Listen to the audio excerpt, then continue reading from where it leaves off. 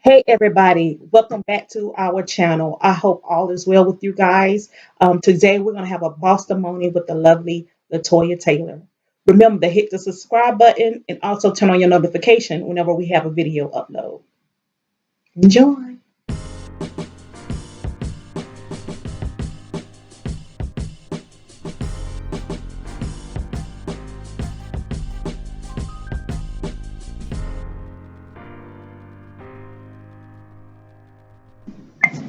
Hey you guys, so joining me is Latoya Taylor. And Latoya is, first of all, she's my cousin, love her to death. And I just want to thank you so much for doing this Bosstimony and your Bosstimony with us today with Eight Life. So Latoya, can you tell us a little bit about yourself? You know, what you're doing? Hi, everybody. Again, I'm Latoya. I am from Augusta, of course. I I like to say that I'm a well-rounded individual. I do a lot. But my main thing I do, I work in the financial industry. I've done that for the past 13 years. I do a lot of community involvement. I like working with young people. I'm a mentor to a youth organization in Augusta that I still work with. Currently, I'm basically just helping others. My goal in life is to always inspire people to be the best version of themselves. So that's pretty much what I'm doing now. That's me in a nutshell. I'm just a giving and loving person. Yes, and must say Latoya has the most beautiful smile that you ever will see. So when you say you like working and helping others, so what brought about that passion for you? How you discovered that? What about yourself? As a teenager, well, I'm gonna go as a child. My Mhm. grandmother would always tell me that I had a heart of God, and as a kid, you don't really understand that. I'm like, okay, grandma, that's yeah, y'all send me to church. That's what we're supposed to have. So I remember as a kid, even with just in my family, I would love to give my clothes to my cousins and Mhm. help them with school supplies and even helping them with their homework. Mhm. And so as I got older, as when I was 13, I volunteered with the Recreational Parks Department in Augusta, working with the little kids. So I really have a passion for others. Mhm. And what made me really dive into that as an adult is I was bullied as a child. A lot of people don't know that I was bullied in school. And I always wanted to work with those kids that felt like they were bullied or people in general because you never know what people are going through. Right. And so I like to just share my story with people. And I love to sit down and talk with people and just let them know that, hey, everything is going to be okay. We go through things for a reason. And so community involvement is very important to me Mhm. because even though the people that's close to you may not be going through anything, but there's a lot of people out here that need people just Yeah. to vent to, just to talk to. Exactly. And so, You never know what they're going to do because a lot of people don't share it. And so that's awesome that you're sharing it. And one thing you said, you was bullied as a child. And I'm not saying that I like that, but what you did is you took a pain and you turned it into a purpose. exactly. You know, and that's one of the things if people search inside themselves and they could realize, hey, you know, what do I like to do? What inspires me? You know, sometimes what we go through can turn up and be a calling on our life. Exactly. You know, and so that's really instrumental right there. So I hope you all listen to that. You know, search inside yourself. If there's a pain or something that you went through as a child growing up, or you know, even your adulthood, you could always turn that pain into a passion and you know, set your life on a good track and start that purpose or calling on your life. I agree because Hmm. that's what I did. I took all that pain, like you said, Hmm. I turned it to a purpose and found a passion for it. And also, it helps me on my Hmm. personal journey, like to walk through that and to share my story and to let people know that yes, I've lived in pain. I went through storms. Hmm. I turned my storms into stories. That's my Hmm. thing. Oh, that's good right there. Yeah. Storm into storage. Y'all got that? Yes, that's what I did. Like, because you can sit and my uncle always told me this thing, don't have pity parties because Hmm. you'll be the only person there. And I Hmm. never wanted to just dwell into that Hmm. because it doesn't fix anything. Right, But right, I understand that some people is not that strong. So you need to help people get to that place in life that say, right. hey, you've been through it. This is how we get through it. Hmm. This is how we get over that hump. Hmm. Because trouble don't last always. Girl, You preaching right now, okay? It does not, you really preaching right now. Yeah. So what has kept you motivated? What kept you saying, I'm not going to give up? When I lost my mom, Mm-hmm. I will say that was one of the darkest moments of my life. Mm-hmm. I was 29 years old, and when you look at a 29-year-old, you say, oh, at 29, you should have it all together. But my mom was my everything. She was my rock, my everything. So losing her at such a young age, I felt like my world had completely just shattered. Mm-hmm. And I did not know what to do. And then I remember her voice. She always told me to never give up. Mm-hmm. I could hear her in those moments of me grieving. I could hear her saying, stop that crying. Wow. Like, because my mom was a very strong woman. And She sure was. so I could not just sit there and be depressed and just cry. And then I got a little sister and my pops I got to take care of. Mm-hmm. So in that moment, I've always been a strong woman. Mm-hmm. But that's when I found my strength. Mm-hmm. And so when people say, how do you do it? Mm-hmm. It took me losing my mom. Mm-hmm. That sounds so weird, but it took me losing her to realize how strong I was, how determined I was, how motivated I was to keep going. That's amazing. Yeah, That's because amazing right there. so there's nothing else that I can experience. I don't feel that would take me to that point. Mm-hmm. That pushed me. Mm-hmm.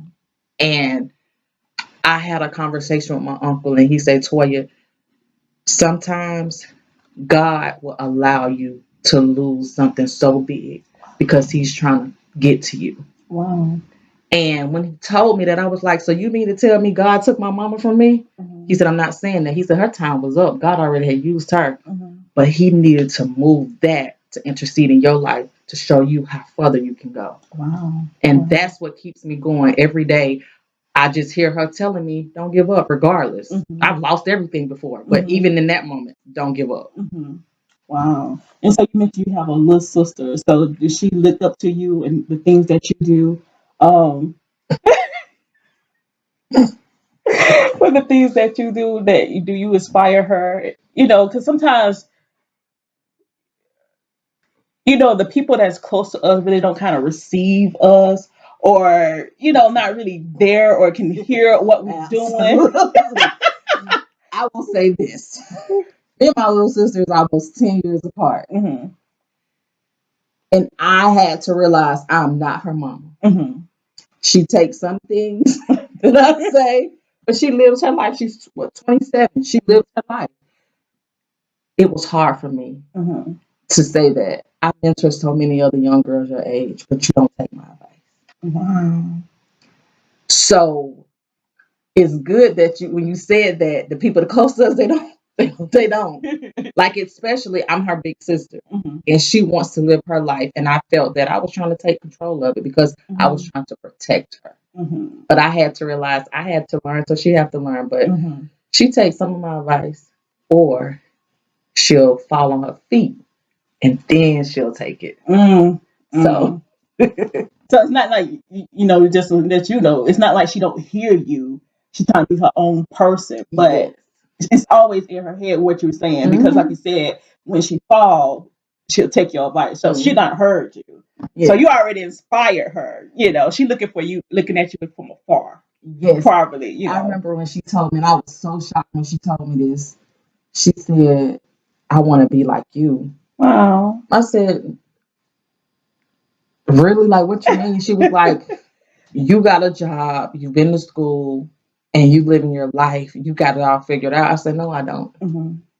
No, I don't ever want you to ever feel that way. But for her to say that she wanted to be like me, but I told her to be better than me, Mm-hmm. Mm-hmm. So she listens. She's a young person. She's a 90s baby.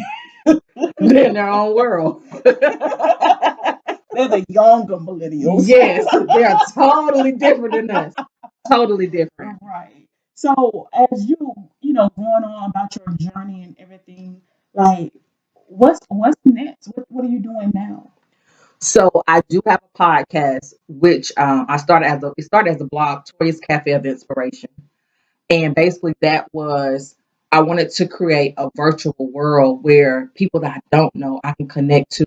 Mm-hmm. And it was specifically for people that lost their parents at a young age or people that was dealing with loss. And when you think about loss, we think about loss of a person, but people lose careers, Yeah. people lose relationships, Yeah. finances. Yeah. And so I wanted to open up to that to say, hey, it doesn't matter what your loss is, Mm-hmm. we can get through this together. So Right. I started as just a blog. Then I said, well, podcast was the thing. Let me start a podcast. Mm-hmm. And so a lot of people that's not connected to me will reach out to me and say, wow, like your story is so inspirational. Like, Mm-hmm. thank you. I've had people to say they was on the verge of suicide, Wow. but they heard my story Mm-hmm. and it gave them some form of hope. Mm-hmm. And that's what made me really like, man, God, thank you for giving me this. Mm-hmm. And so I have Toya's Cafe of Inspiration, which, like I said, is it's my TED Talks, I like to call it. And with that, when I say people have lost careers, they've lost within their finances, I created Taylor Consultants. Mm-hmm. And basically what that is, that's taken what I've invested into school for in my career. I want to teach people the basics of finances and getting their credit together. Mm-hmm. And I started that because working for the bank, what bothers me the most is this. When I see my people Mm-hmm. say, I can't get approved for a house, Mm-hmm. or they get approved for auto loans and they're spending so much money because they don't know. They don't know the importance of credit. They don't know that the mistakes you make at 18, 19, and 20 as a young college student affect you when you get in your 30s. That's true. I had to learn the hard way. Mm-hmm. And so I said, well, Taylor Consultants, yes, I can help you rebuild and establish your credit, but also I'm teaching people about finances. I'm teaching people the importance of credit Mm-hmm. from ground level. Mm-hmm. Something I wish that they would teach us in school. Mm-hmm. That need to be a curriculum in school. It should. Some of the stuff that the kids are getting taught today is like irrelevant on what's going on in the world now, or what we Exactly. need to sustain for our future. Mhm. So I agree with you 100%. That financial literacy need to be taught in the school system. It needs to be it needs to be a requirement for Yeah. graduation, because when you get these young people, what broke my heart is when I saw a 23-year-old that had more stuff on her credit Wow. than the average within Wow. me. And when I asked her, I said, what's all of this? Mm-hmm. She said, well, I had to help my mama. Wow. I didn't know how to receive that Mm-hmm. because I didn't have to go through that. But then I had to understand that her mom wasn't taught. And it's like it's passed down from generation to generation. Exactly. Mm-hmm. And that's why Taylor Consultants and Toya's Cafe work together, because I'm going to help you, but I'm going to inspire you. Yes. And not beat up on you, not judge you. I always tell people, coming to me as a judge for each own. Mm-hmm. Because who am I to judge you? I've had my own things that I had to learn a lot. Mm-hmm. And so I want to just help people realize that, hey, you have been in the red, you've been in the black, but you can grow from this. Right. Everything, it's a learning lesson. Right. But it just, like I said, it breaks my heart to see young people like, it's bad. Mm-hmm. Like, on top of student loans is a nightmare itself. Girl. That's a nightmare. Tell anybody, that's a nightmare. Girl, right. A question. If you would have did it all over again, would you have went to college? Mm-mm. I wouldn't either. It was an experience, Mm-hmm. but I went to school for sociology. Mm-hmm. Now I got my master's my master's in marketing and business, accounting, whatever, all of that. Mm-hmm. But them 4 years, I went to school for sociology, Mm-hmm. and I got out of school and got a job at the bank. Mm-hmm. And I would never deter kids from going to college, Right. because it's a learning experience. But I would have skipped it. Right. And more so for people with an entrepreneur mindset. Exactly. And like if I would have known what I know now, I would have wanted that route. You know what I'm saying? I promise to you. Because of the student loans. But growing, like you said, you're not taught. You only can do what you know to do. But not to down it, So Toya, you are boss in your own right, not just because you have, doing your own thing, your own business, but A boss is anybody who's, to me, is taking control over their life, making steps to improve, to get better, to, handle their finances, handle their family situation. So being a boss and taking control over every aspect of their life. And you're a prime example, you're doing that. So being an entrepreneur, what made you take that step? I want to work for myself, and I feel that if I can make a company $1 million in 3 months, I can go make that same $1 million for myself. You're right about that. You're absolutely right So, about that. when we see what we do for these corporate jobs, why not take that time and invest in yourself? Yes, exactly. Because there's always a niche for everything. And that's what really made me want to do, like, well, excuse me, become an entrepreneur. Like, why not? And also, I'm big on little girls that look like me, seeing that Yes. and what that looks like in real life, Right. and not what you see on reality TV. Right. Right. So Definitely. that's why I stuck out to be an entrepreneur. I want to be a full-time entrepreneur really soon, and that's what I'm working towards. And I'm going to reach that goal. You sure am. Because I see it in you, and when God gives you something, you just have to hold on to it, You do. There's times when you want to quit, there's times you want to give up, stop, do all that. But when you look at the big picture, and when God reminds you that I have placed this in you, because I believe that God gives us all the gifts and talents that we need to do what He has for us to do. The resources are there, the people are there. It's just up to us to get those things out. So you're doing it. And I'm so proud of you, girl. I'm so proud of you. Thank you. So are you teaching other young girls that you mentor how to be entrepreneur as well, or just motivating, inspiring them just to reach their goals? How does that play? I don't. We talk about entrepreneurship, but I work more with them on self identifying who they are, life skills, and also before I can go into like really an entrepreneur realm with them, I need to know what you really want to do, what you're good at, and that's what I really talk to the girls about. And what I do, what I started. Well, this was pre-COVID. The girls do have a step and dance camp, and I go out and I do vision boards with them. And even on their vision board. Yes, and even on these were babies from 8 and 9 up until 17 years old. Wow. So just to see where their mindsets were at, like, I saw one little girl saying that she wanted to be a model. And I asked her, I said, so what are you doing now? You're 15, so what are you doing to be a model? Like all these other kids. She was like, my Snapchat be popping, and I was just like, well, that's their mindset, because that's their age. Snapchat and TikTok is them, and I was like, well, you keep doing that, and somebody's going to see you, right. But your main focus is getting out of school, right. So that's my focus with them, making sure that they know the importance of getting out of high school, and then you can do anything. You don't have to go to college, and I do tell them that. I will say, I tell them, I'm honest, you don't have to go to college. To do some of these things you want to do. Right. Because, why go to school if you want to be a model? What they're going to teach you at school about modeling?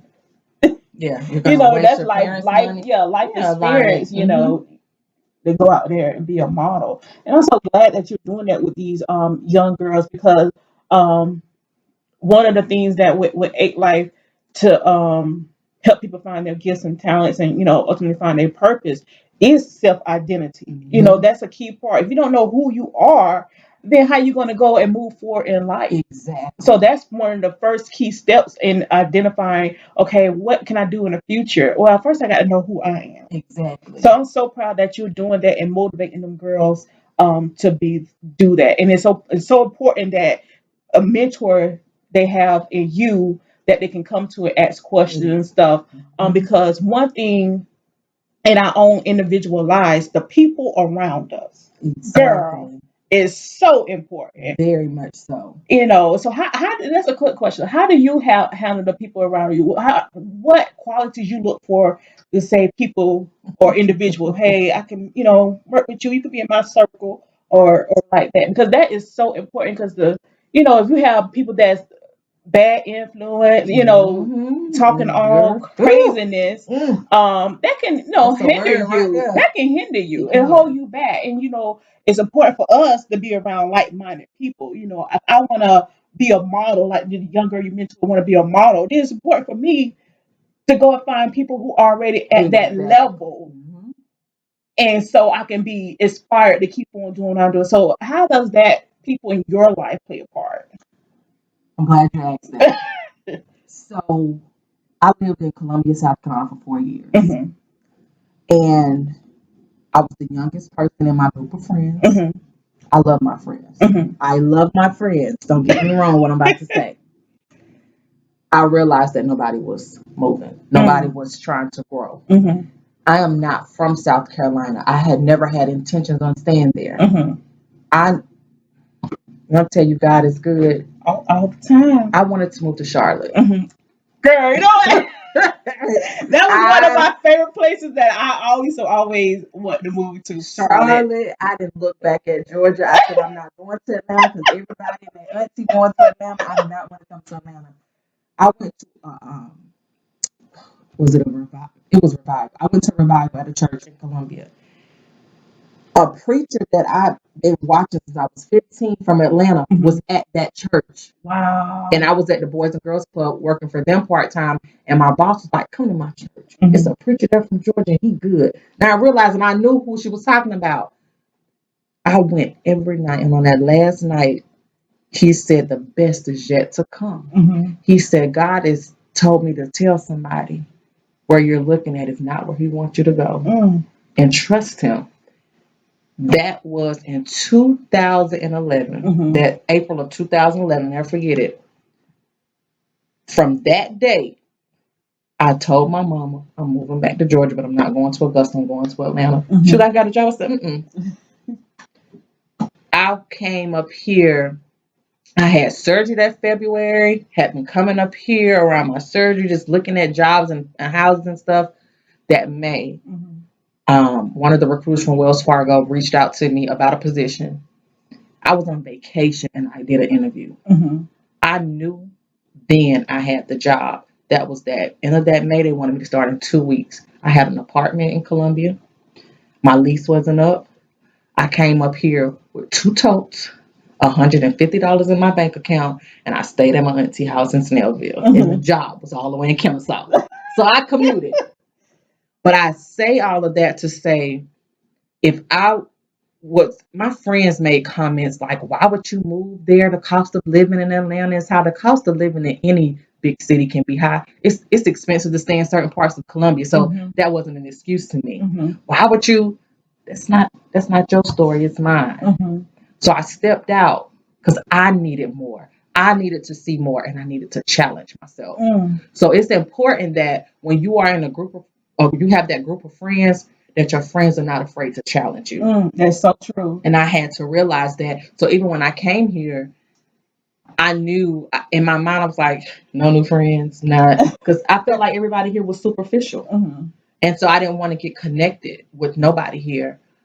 But that wasn't God's plan. God has put me around. When I tell you I have prayer partners, amazing women that God have allowed me to be around. When I can't pray for myself, they pray for me. And that's important. Yes. In the circle, that is important. I don't care what nobody says. Yes. If your friends can't pray for you, yes, girl, you need to find you another group of friends. And so it is important to be around like-minded individuals. It is. People that is striving to be something greater. Let me explain something to you. All my friends are entrepreneurs that is killing it. I'm probably one of the only ones that's clocking in and clocking out to a job. You're not alone. Oh, you're not. I don't give myself 360. But that inspires me. One of my friends, we worked at the bank together. She said, Latoya, I was driving and that Kirk Franklin song, I Just Want to Be Happy, was on. She stepped out on faith and started her own restaurant. And she's been doing that for the past 4 years. That's awesome. So it's important to have those individuals that is not afraid to jump. Right. And know that if you pray and you trust God, everything is going to happen. You got to trust the process. So it's important to be around like-minded individuals. Right. Because those are the people going to inspire you and motivate you to keep on going. And don't stop. Look, hey, Latoya, I'm here Now I'm gonna help you get there. That's it. Let me tell my my best friend. Now this my best friend trumps all of my friend levels. Like she's here. Like I love all my friends, but everybody knows my relationship with Ty is here. Hmm. When my friend told me these words, she said, if I'm sitting at the table, I'm trying to figure out how to bring you to that same table. Okay, girl, that's the kind of friend you need. Exactly. And she didn't go back on her word. Hmm. My friend has her own consulting agency where she work with athletes. When she have a job, T, can you meet me there? Can we gonna do this together? So it's not about us competing. Right. We working together because we Right. all want to get this bag, as the young people say. The coins. Yeah, the coins. And so you have to be around those that believe in you and believe in your vision and not going to be, I call them dream abortion. You don't need people that's gonna abort your dreams. Girl, you don't. Right. And one thing I had to realize, the friends you love, everybody's not gonna see your vision, and that's okay. That's Because okay. some people are complacent where they're at. Hmm. But don't let that stop you. Right. Like And sometimes you got to know what, not to say that they're not a good friend, but you got to know what level friendship you have. With this person, I'm going to do so much with. We could hang out, we could trip out. This person, this friend right here is more business minded. We could talk business all day. How we going to the next level all day. I agree. So, not necessarily that other person is not a good friend, but it's levels that they're on. One is at a higher level than the other one. Exactly. And so you're in not you may be in my circle, but you only in my circle where we trip out in. That social circle. That social circle. And you have to know the two. And it's not about you, like I said, you're not putting anybody down, but everybody just not where you at. And that's okay. Right. I'm gonna love you. This is my thing I have with even my clients. I meet you there. I meet you where you're at. Some of your friends, you just meet them where they're at and know who they are. Right. But you cannot allow people to speak negative on the things that God have already blessed for you. Come on now. So, come on now. So when they come, even with the negative comments that I've heard about me moving back to Georgia, like it's okay because you don't understand, and it's perfectly fine with me. Right. I know what my purpose. You don't see what God see in me. Come on, somebody on this Sunday. So, girl, I so appreciate you coming and do this Bosstimony with me. Y'all look up Toya. Tell them where they can find you and reach you. You can find me at Toya's Cafe on Facebook, Instagram, TikTok, Twitter, Taylor Consultants, Instagram, Facebook, or just simply look me up, Latoya Taylor, and you can find me. And I have a YouTube channel, Toya's Cafe, as well. Right. And y'all, Toya sell these journals. Get your journal. Toya's Cafe got mine. So get your journal and do your creativity, your writing, your inspiration, your motivation. Jot down what you need in your Toya's Cafe journal. Okay. Yes. So thank you again, Toya, for doing this Bosstimony. We thank you for tuning in. Hit that subscribe button, like our channel, put on your notifications for the next time we post a video. So until next time, thank you. Bye bye.